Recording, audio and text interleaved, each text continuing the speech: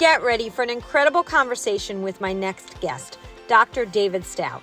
His story is one of resilience, determination, and breaking through barriers. Imagine going from being a mentor to becoming the college president, all while navigating social anxiety.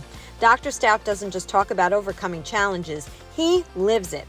Now he's using his experience to help others push past their own obstacles and reach their full potential. If you take away even one powerful nugget from this episode, I encourage you to share it. Let's spread the inspiration globally. You can watch this episode on the Today's the Day Changemakers YouTube channel, stream it on all major podcast platforms, and stay connected with us on Facebook and Instagram at Today is the Day Live It. Don't forget to subscribe to our newsletter at todayisthedayliveit.com to stay updated on all things Changemakers. A huge thank you to the listeners from 864 cities worldwide. We see you, we appreciate you, and we're so grateful for your support. Keep sharing the episodes that resonate with you, because together we are creating a global ripple effect of change. Now let's dive into this inspirational and empowering conversation with Dr. David Stout. Hello, everyone, and welcome to another episode of the Today's the Day Changemakers podcast. I am Jody Grunwald, and as I say every single episode, I interview the changemakers, the inspirers, and those who are just disrupting the status quo in the most positive and best way possible. And today I have David Stout with me. Hi, David. How are you? Hi, Jody. Thanks so much for inviting me. I am so happy to have you on. I got to hear a little bit of your story one time when we were chatting, and I was like, okay, he's a perfect guest for the podcast. So thank you for joining me. Thank you so much for asking me on, and it's a great pleasure to be here with you. No problem. I'm so happy you are. But before we get started, as I do every time, I read the bios, although I will not read your entire bio because it is incredible and amazing, but I don't want to give too much away. So I'm going to read some of what you sent me. So David earned a Bachelor of Science degree in psychology at Stockton University, a master's degree in psychology counseling at Monmouth University, and a PhD in health psychology and behavioral medicine at North Central University.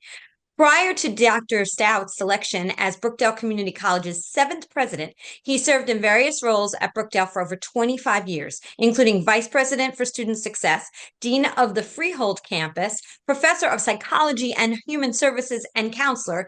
And as vice president for student success, he oversaw all student services offices, including counseling services. During his tenure as professor and department chair of psychology and human services, Dr. Stout mentored many hundreds of future counselors and social workers and developed the college's pre-social work program. It goes on and on and on, but I will mention just a few other really quick things here, is that during his time, Dr. Stout also taught psychology. Research publications include articles on opioid dependence and workplace abuse, which is so important. Served as a commissioner-appointed member of the Monmouth County Mental Health Board and Monmouth County Human Services Needs Assessment Steering Committee. And he serves as a member of the Economic Mobility Committee of the New Jersey Community College President's Council, that's a mouthful, and NJ Jobs and Social Justice Ad Hoc Committees of the New Jersey President's Council. Again, I could still go on, but I'm so happy to have you here. So much to your story, so I'm looking forward to sharing it with everyone. Thanks, Jody. That's the problem with academics' bios. They go on and on and on and on. No, but it's so important, and there was so much more I wanted to share in there, but I know we'll get to a lot of it too in talking about, what you've done with your career. So let's start where I usually start, and that's where I talk to everybody and ask you. So tell me where you grew up, what kind of childhood you had, and I ask this question because I always love to share that where we start and where we develop to places we never thought we could go. So I'm going to let you take it away with that. Thanks, Jody. So I was actually born and raised in Monmouth County, New Jersey. I was born in Neptune and raised in Wall Township, in the West Belmar section of Wall Township, which placed me squarely in the lower middle class environment, neighborhoods of Wall Township. I have an older brother. We grew up together, basically on the streets of West Belmar. Great place to grow up, right on the Jersey Shore. So I had so much privilege in growing up. Didn't realize the lack of privilege I had in certain areas, not until much later on in life. I have a younger sister who was born when I turned 18. Mom and dad evidently decided they didn't want to be in the home alone together as my brother and I were going off to college. My little sister, who is 18 years younger than me, she's now a vet. So Oh, wow. incredible. So as I said, grew up in Wall Township. I didn't go far. I went to Stockton University in South Jersey. Came back home. Lived in Brick Township for a little bit, and then I went to Monmouth University for my master's degree, as you stated in the bio. Around that time, I got my job at Brookdale as a tutor. I'm sure we're going to go into some more of the details around that, so I won't give away too much. But then fell in love with the students and the environment here at Brookdale Community College, and decided that while I was really studying to be a psychological counselor, I wanted to stay here and work within the academic environment at Brookdale. And as you can see, obviously, that's been a lifelong commitment. I've been here now for 28 years at the college. And as you said in the bio, rising through different ranks at the college to land here in this seat as the president of the college.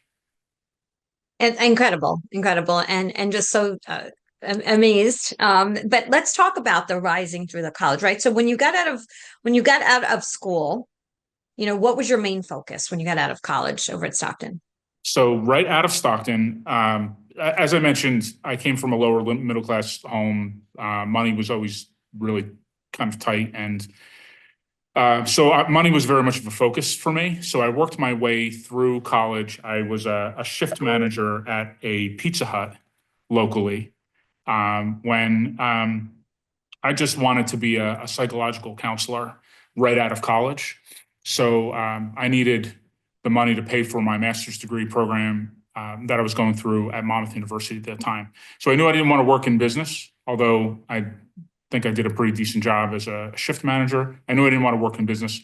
I knew I wanted to put my efforts in psychological counseling, and happened to be one of the waitresses who was on staff one day who tapped me and said, did you know that Brookdale Community College is hiring in the psychology department?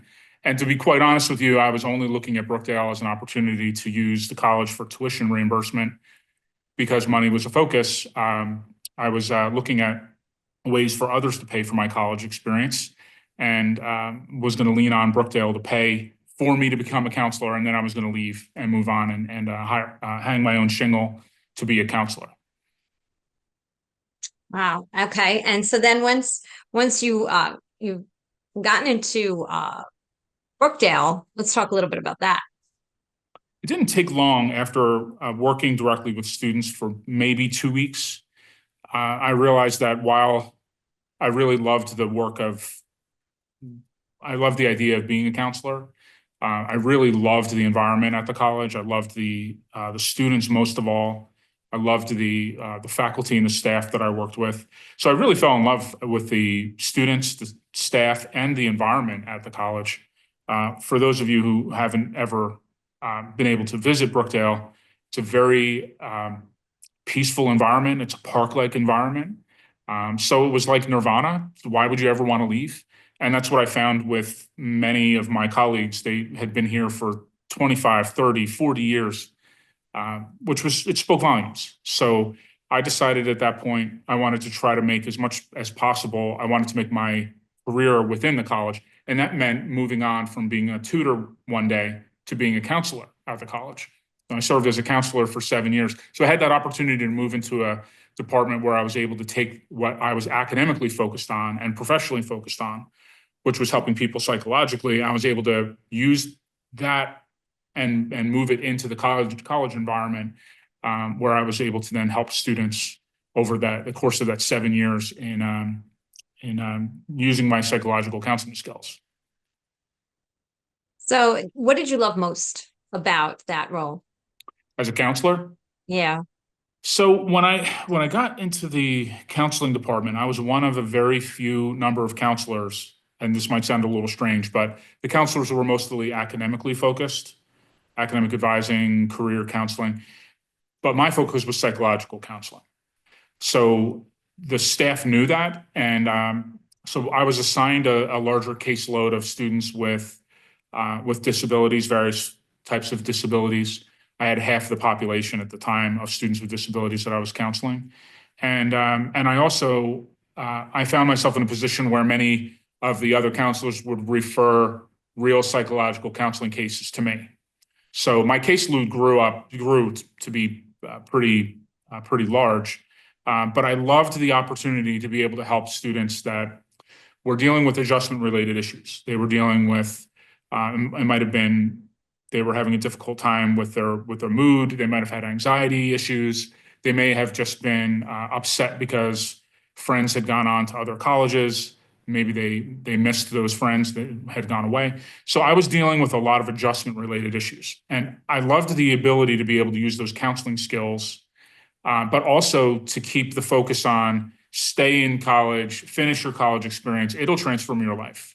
And I was able to see many of those cases where I saw those literal transformations where, and I had students who came in the door who were making their money professionally through prostitution.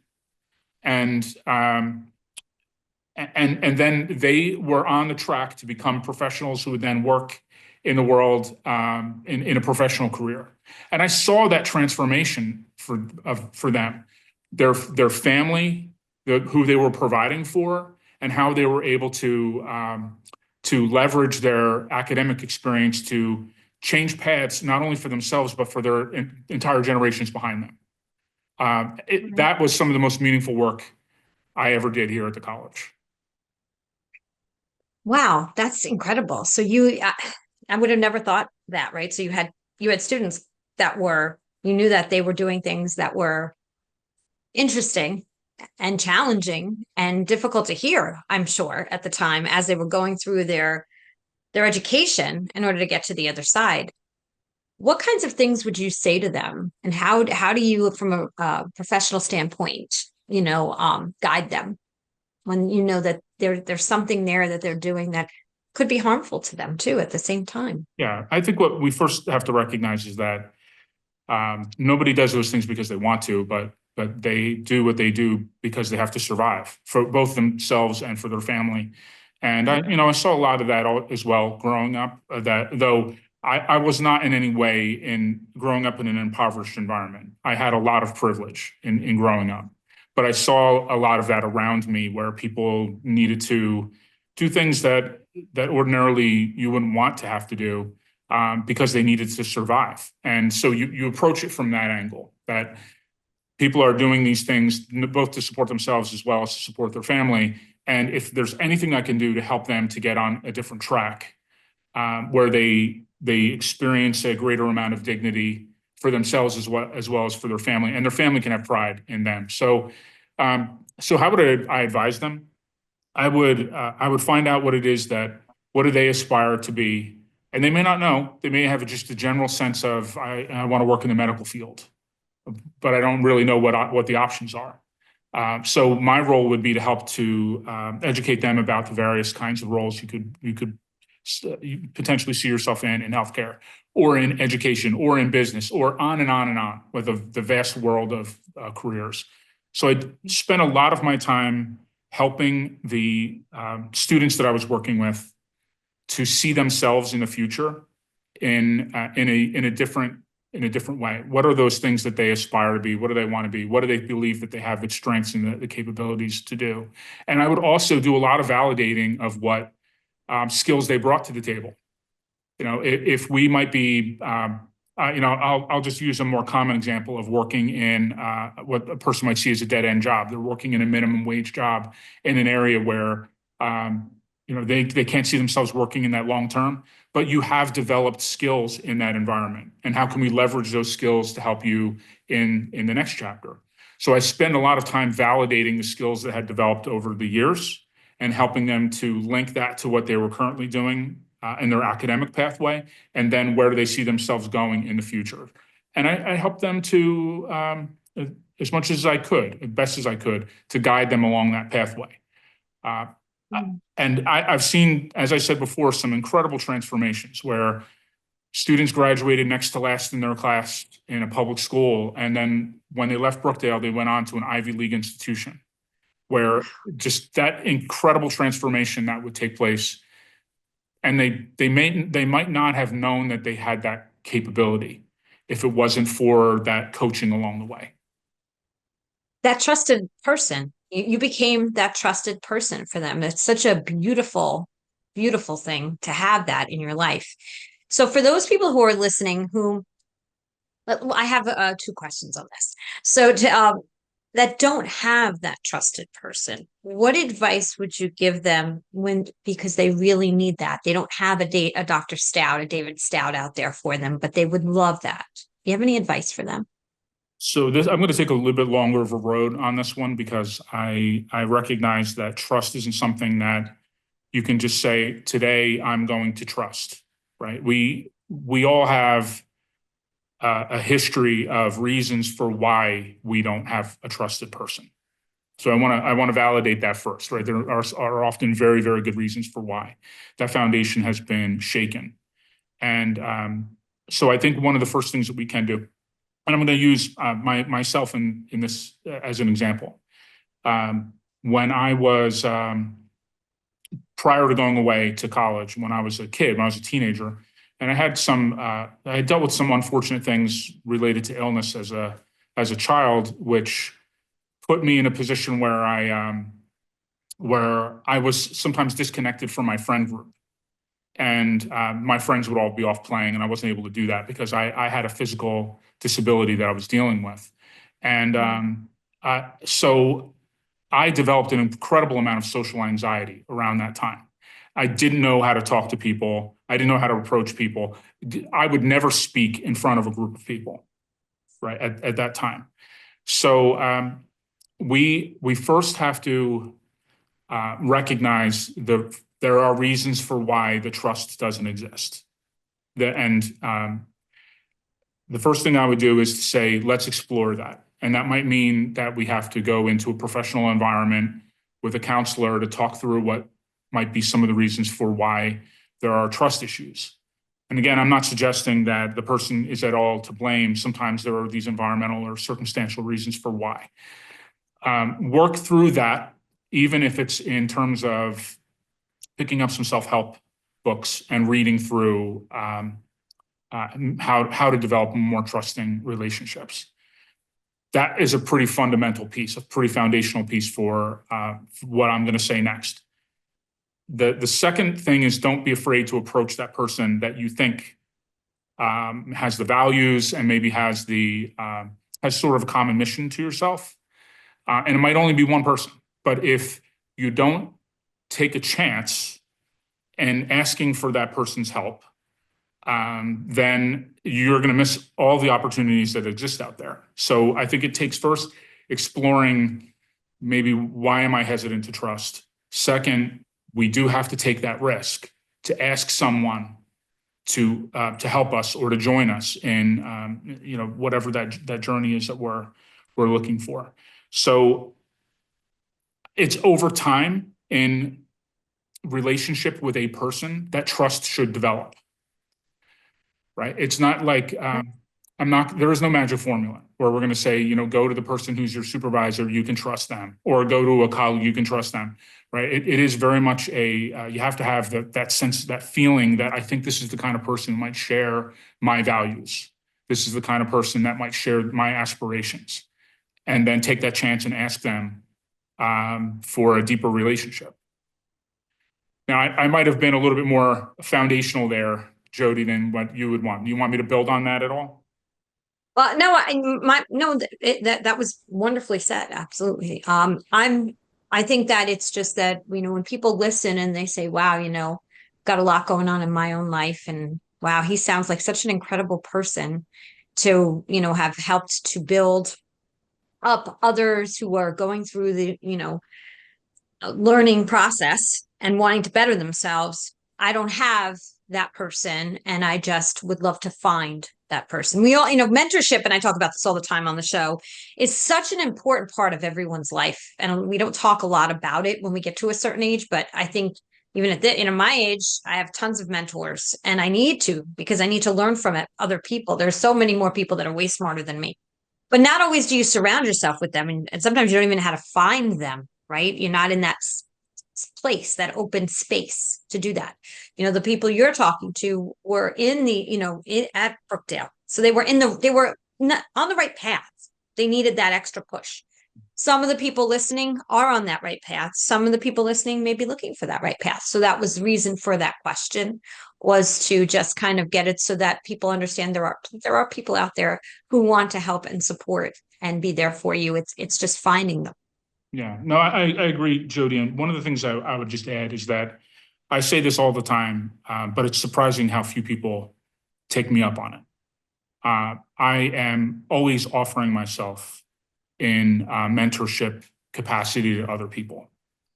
And I do this at the college all the time. I'll say, if you ever have anything that you want to chat about, or you have an aspiration, you want to talk about your goals, but my door is always open. Now, I'm not always here, but figuratively speaking, you always have access to me. And it's surprising to me how few people will actually take me up on that. So one thing I would just add is that listen to those people who are offering to help, right? Because they often are legitimately offering to help you and offering to serve as a mentor. That's where a little bit of the trust factor comes in, because we know, of course, we have to let our guard down a little bit, and some people might be offering to meet with you because they're trying to take advantage of you. I get it, right? I get that perspective. But there are people out there that you can trust and that are legitimately offering to help. And it's just finding the right person that you think you have that trusting relationship with, that can serve as a mentor for you. So from tutor to counselor, now in the present day, president of the college. This is not a typical story. and the people listening are probably like, tutor to counselor, president of the college. There's something that happened obviously in between, that from the counseling to the president of the college. But I think the story and the message is just so vitally important. And for those people who think to themselves, what's possible and what's not possible, I don't think we ever really know what's truly possible. It's incredible. You just have to be along for the ride. So share the ride with us, that from Sure. counselor to president. Sure. So I'll start back a little bit further with tutor. When I first started at the college, and we have academic tutors in many of our departments. That's really where the journey started for me. And I had a series of really interesting experiences where I'm a spiritual person. I believe that doors were opened up for me at the right times. But when I was a tutor and I was studying for that degree, I knew that I wanted to be a counselor in some capacity. And it just so happened that at the time I was about to start my internship, and this is just a little bit of a crazy story, but the time I was about to start my internship, one of the counselors left. He actually went on vacation and apparently found another job and never came back again. So it left a vacancy in the counseling staff. So I went to the director of the counseling department and I said, I need an internship. And I didn't tell the truth. I'm only telling you and your listeners this. I kind of didn't tell the truth. I already had internships lined up, but that didn't matter. I really wanted to see if I could work in the counseling department. That's awesome. So I approached the director. I asked if I could do an internship in the office. They had never done it before, but they said they had this vacancy, so they would let me work as an intern. So in my off hours from tutoring, I would go upstairs. It was literally right upstairs from where I was. And I jumped into the counseling, so that when I finished my master's degree, which is at the end of that semester, they were starting to search for the replacement for that counselor, and I was already a known entity. So I had a way in. I had a little bit of a leg up, and they accepted me into the role, and I got the job as a permanent counselor. I served in counseling for 7 years. And while I was in counseling, I realized some of the limitations in the one-on-one counseling that we were doing. I was reaching a lot of students. I had about 900 students that were my clients. They were my students that I was advising. There were a lot of limitations in that I could only spend a maximum of maybe half an hour with them. It didn't give me a lot of time to develop relationships with them. And I knew in a real counseling setting, developing that relationship is one of the core things that you have to do. So I figured, I actually felt like I had more of a connection and had the opportunity to psychoeducate more students when I was in the classroom as opposed to doing the one-on-one counseling. I had been teaching as an adjunct instructor for a few years at that point when it dawned on me that I actually felt like I had more of an impact when I was in the classroom. So I decided to put my hat in the ring for an open psychology faculty position. I had to apply a few times, but I ended up getting the role of moving into the psychology and human services department, where I served for 7 years. So I went counselor 7 years, teaching faculty for 7.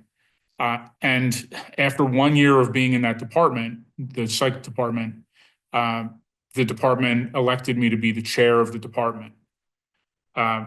So a little secret, becoming the chair of a department is sometimes the result of being the only person who doesn't step back when, when they're calling for who would take this voluntary role on. So I took the role, and I really started to develop over time.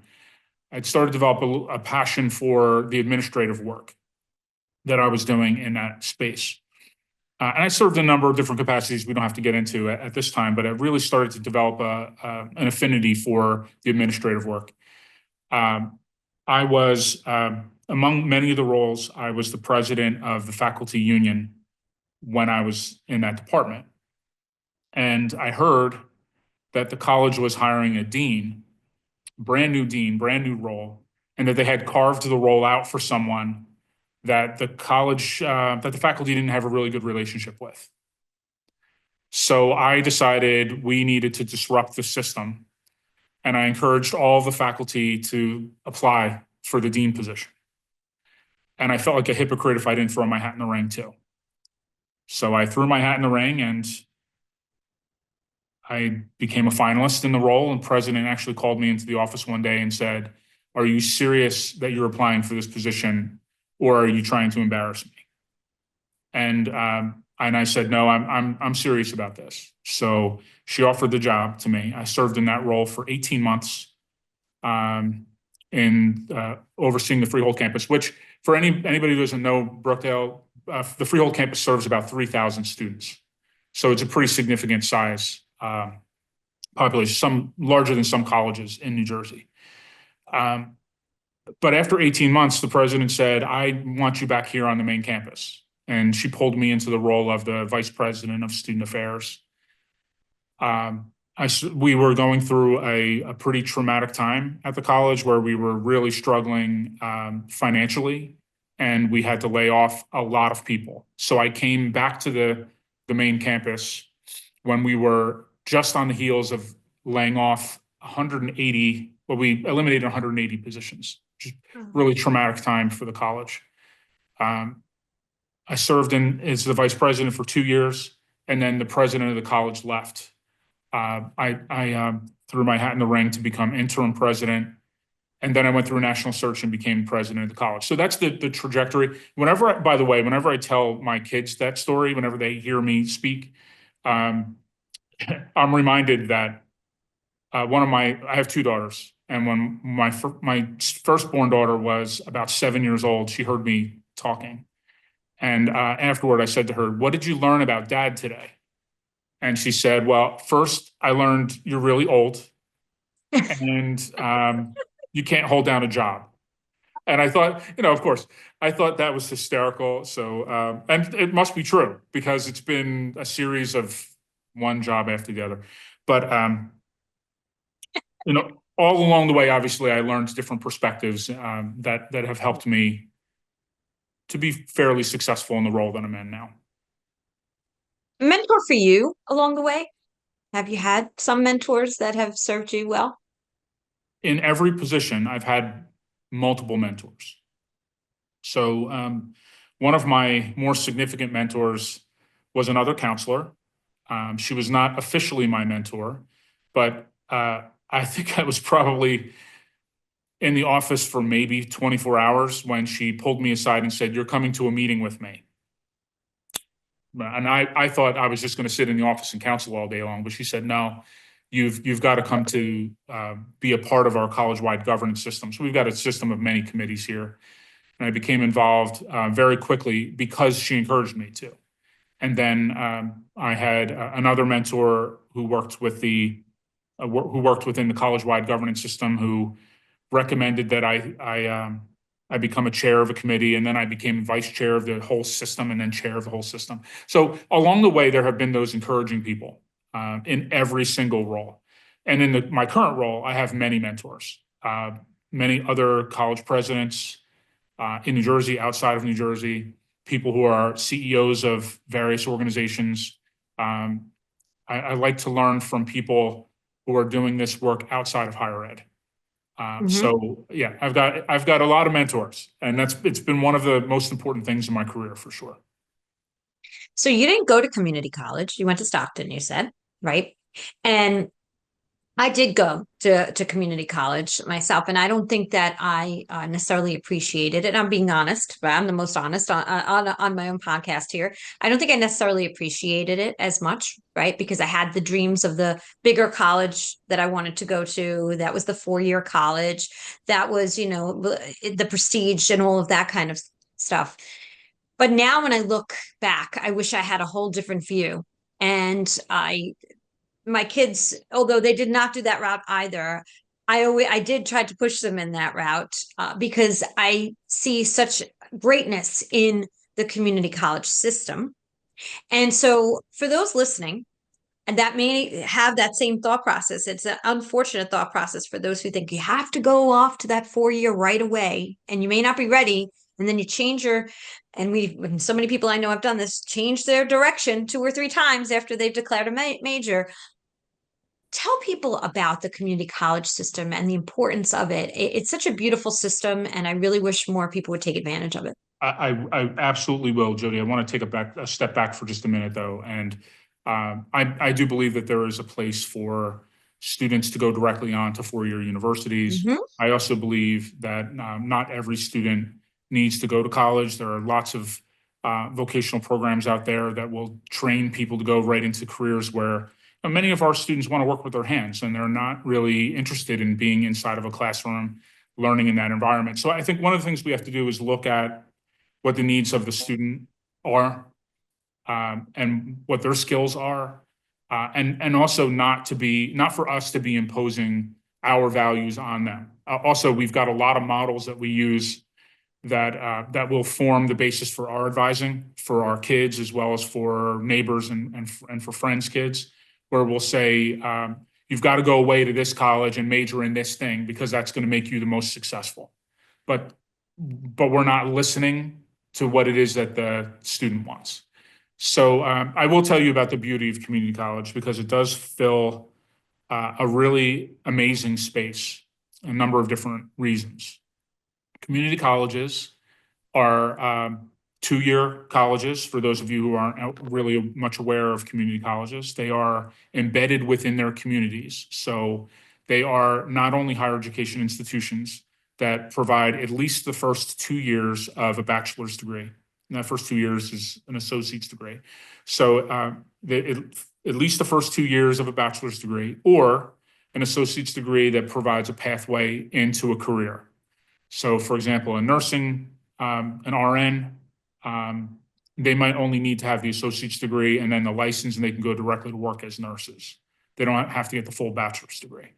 Automotive technicians, often they don't need to have more than the associate's degree to find really meaningful, well-paying work. So they'll do the associate's degree and then move on into the career. So we've got one pathway which goes on to 4-year universities where people can earn bachelor's degrees and beyond. And if you're going to be an attorney, you have to follow that pathway. You're going to be a doctor, you got to go that way. And then there's the workforce mission, which is 2 years of education and then directly on into work. Nursing, automotive technicians, cybersecurity professionals, right? Some business tech, music tech, a lot of different programs that people can go directly into the workforce. But then there's also the community service aspect. We provide community service and education beyond what the four-year university system does in the United States. So we will provide a significant amount of English as a second language, adult basic education to lead to the GED, short workforce training programs. If a person wants to be a certified nurse's aide or a home health aide, they want to learn to be a CDL, a truck driver, get the CDL. They can do a short workforce training program in order for them to get what it is that they want and need and not have to go through a structured, full academic program that's going to take them 2 years. And then we also are heavily invested in community organizations. So we do a lot of work in the economic mobility space where we connect with nonprofits, we connect with the food banks, mental health organizations, social service organizations, so that we can make sure that there are pathways for people who may not be citizens, for them to be able to access services, or for those that might be in a significant need. They are not getting their basic skills, their basic needs met. They can often get that through the community college while they're pursuing their academic and career pathway. That makes it very, very different from the four-year university space, because the community colleges are invested in their communities. I couldn't agree more, and I'm glad you were able to share that some of the full scope, because it's so intricate. I was talking to someone the other day saying, I really wish when we're kids, instead of we're asked, what are you going to be when you grow up, right? Where everybody asks that, what do you want to be when you grow up? A lot of times people will say, especially if you talk about certain industries, they'll say, oh, no, don't go into that because there's not enough money in that, or don't go into this. But we don't always talk about, well, what are you passionate about? And how can we hone that so that you can make a living from that specific industry or whatever it is that you want to do? You mentioned music industry. A lot of parents get nervous when you talk about the arts, right? Because they're like, well, how are you going to make a living doing that? So, what is your advice on that? Especially when, so maybe there's a parent out there that's right now, they have a student in high school and the child's not really sure where they're going to go and what they're going to do. What advice do you have for that parent to give to their child? I'll start with what we hear from industry professionals. We bring together industry professionals and advisory boards, and they'll come and talk to us about what are they seeing that we need to be doing a better job of in the community college, right? And what I hear over and over again from folks who hire our graduates, and it's not just Brookdale graduates, it's the graduates of, if you look at national surveys, it's the graduates of colleges across the country. The most important skills are communication, teamwork, critical thinking skills, problem solving. They have to be able to speak, they have to be able to write, they have to be able to work together in a team. Okay, so and Jody, I'm sure as in your role, this is true. If we just produce people with degrees that don't have those essential skills, they're not going to make it in any industry. Great, totally 100%. So that's the most important thing to be focused on is where are you going to be picking up those skills? Teamwork, communication skills, critical thinking, problem solving, right? Because otherwise it doesn't matter what you think you're going to do if you don't pick those skills up. Once a person has acquired those skills, they can more easily, the word pivot is way overused since COVID, but I'll use it here. But you can far more easily pivot in your career. They say that most people change, I think it's 7 or 8 times, change their careers 7 to 8 times, right? Over the course of their lifetime. We are not in the Industrial Revolution anymore, where people are getting one job and they stay in that job for their entire lifetime. And if they become a supervisor, that's like a huge win. But they stay with the same organization, they stay in the same job. That just doesn't happen anymore.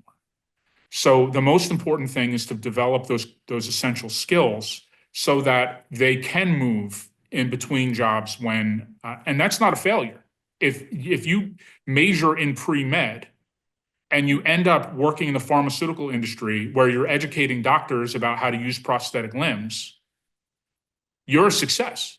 Right. doesn't matter what you majored in. You picked up those essential skills and you can take that into a career and become successful with it.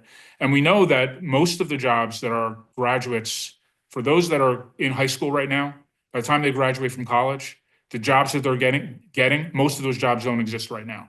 So in a world where we know that things are moving so rapidly, it's most important to pick up the essential skills. So don't be afraid of majoring in English or theater or arts, right? Those are some of the Mhm. majors that you're going to get most of those essential skills within those fields. And if you Yeah. think that that means that they can't become an attorney or the president of a college, that's not, that thinking is not correct. The essential skills are what's going to help them to find their ultimate destination in their career. My daughter started out as an opera major. That was her major. And now she's just right out of college, literally just graduated. And she has her music education degree because she wanted to have that as well. And now she's teaching right out of school. She's the head teacher for music education for a school that does boarding over in Maryland. And she does pre-K all the way to fifth grade. So you just don't know that when we went all looking, it was like, I'm going to be an opera major. I'm going to sing. I want to go to the Met. And maybe eventually she will, but she's using her skills to teach other young artists to use their voice. So Absolutely. And one thing that I'll hear people say, I don't really hear as much now, but I have in the past heard people say that they don't know what they spent all that money for in college if their kid just went on and did something that they didn't major in. That's actually missing the mark. The reason for why your son or daughter was able to get into that job and is successful has everything to do with what they learned through that program. It doesn't mean that they have to have a job in what they're majoring in. I love that. And because I have heard that from other parents at times, you know, and my kids are now 26 and 22. So I've heard that over the years. And I agree with you 100%. Every step that we take leads us to another space, and we take the education from where we came from and we bring it with us, so that and all the messages and all the people too, right, all the people we've met along the way. So what are some of the most important and passionate things that you're about in the position you're in right now, because you have such a gamut of things that you are, not only are you president of the college, you're involved in so much in the community as well. I don't know how you have time to breathe, and I know you're passionate about so many things, so share with us what are some of those passions in the role that you're in right now. Well, one of the fortunate things about being in this role is that I have a really incredible team, and their focus is on the aspect of the college that they oversee. So I have an incredible provost who oversees everything academic affairs. I have a person who's responsible for doing grant writing and fundraising, and she does an incredible job at that and brings me in at the times when I need to be. But where I think I spend the most time and what I'm passionate about is identifying where the system needs to be disrupted and trying to disrupt it in a way that doesn't break the system, right? We need to recognize that there's a lot of psychological safety in the status quo, right? So I get it, but at the same time, we have to recognize where we're not doing a good enough job. So let's tear apart our data. Let's look at what groups of students are not succeeding, where there's a gap. They're not succeeding at the same rate as other students. So I'm passionate about that. Let's look at the areas where where are the weakest links and where could we be doing better? And then so much of the work that we're doing out in the community is really where my heart really lies in those areas, because we're talking about students where members of the community have often been forgotten, members of the community that there's a reputation that higher education just isn't for me. Our higher education can't work for me because we haven't done a good enough job of making sure that people have access. So we've got a significant opioid problem in our country.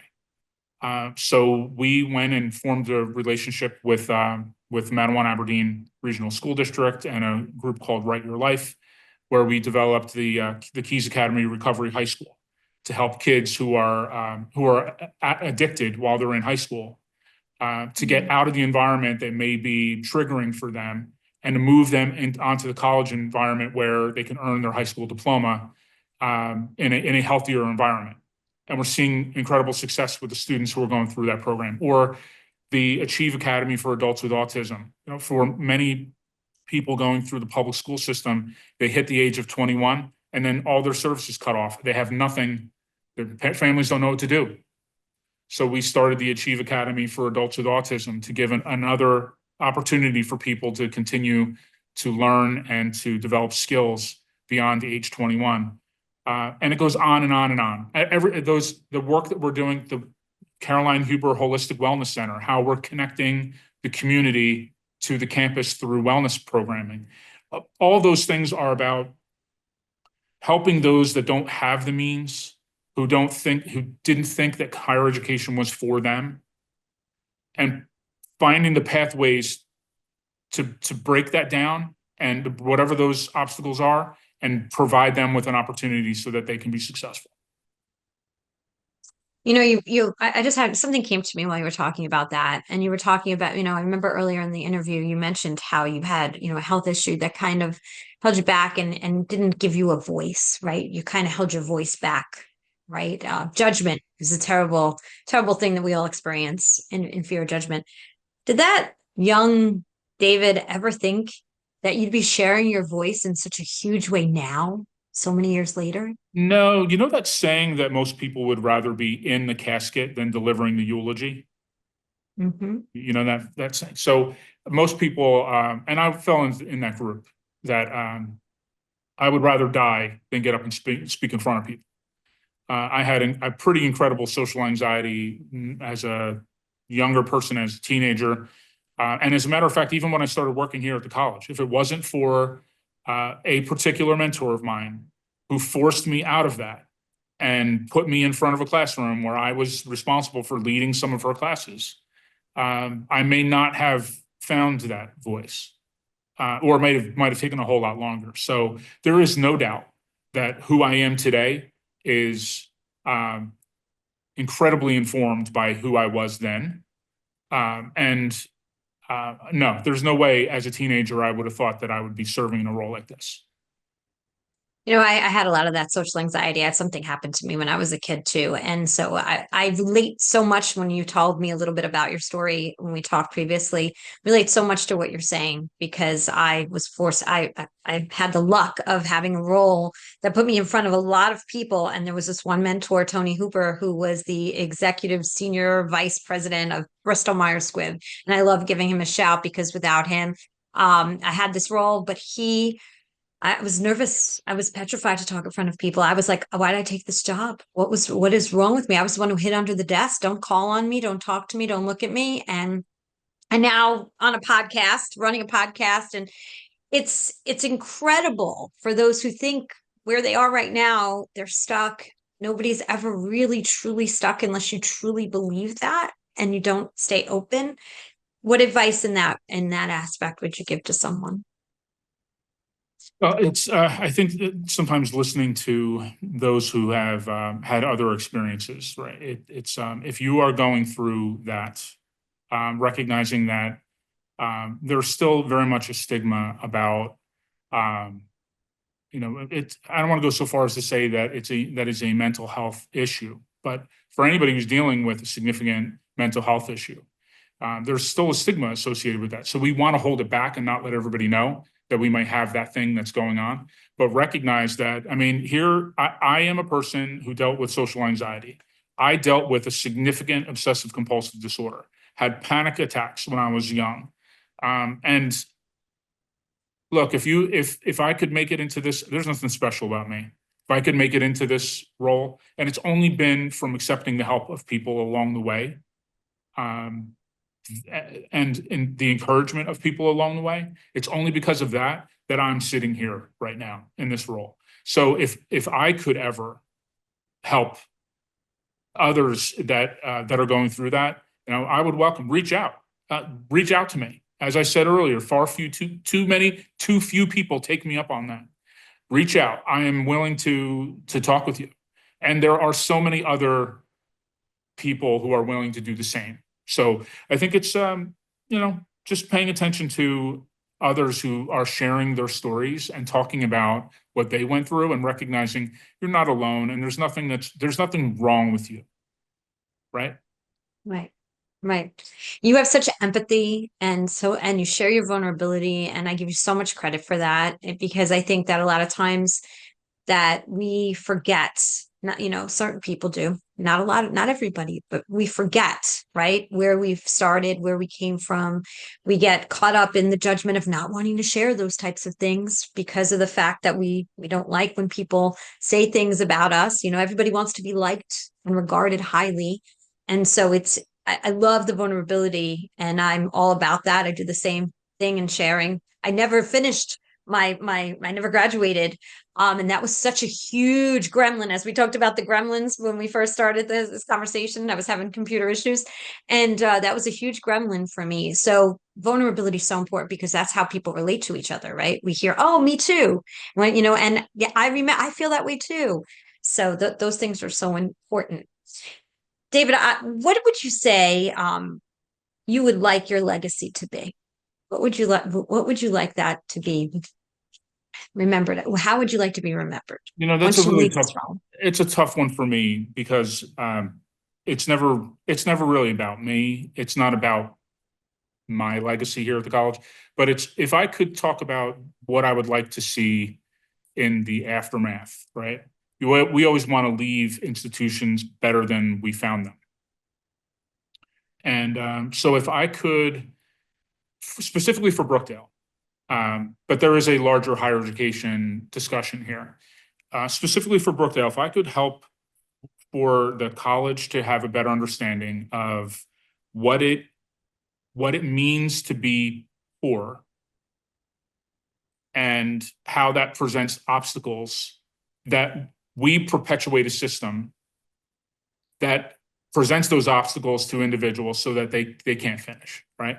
What does it mean to have a disability, intellectual, physical, mental? And how do we perpetuate a system that presents obstacles that does not allow them to finish? So in other words, I want us to be able to create a better, more equitable system that allows for more people, not just those who would have succeeded even if it wasn't for us, but the people who really need us.